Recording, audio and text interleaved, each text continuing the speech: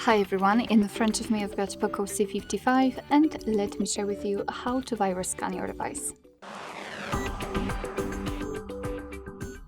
So fortunately nowadays we do not really have to do a lot to virus scan our devices and check whether they are safe. All we have to do is to enter the security app or section and then tap on security scan. And as you can see, your device will right now scan itself, scan the payment environment, scan apps, etc.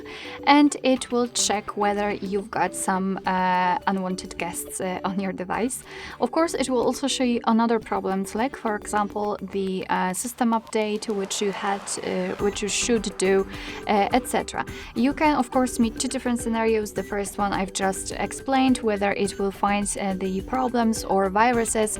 It will show you the information, and of course you will be able to take proper actions to get rid of them. And the second scenario is right here, when your device is showing you the information that everything is okay, everything is fine, you're secured, and you can just to do whatever you want and then go back to the security scan after a time. So everything's fine.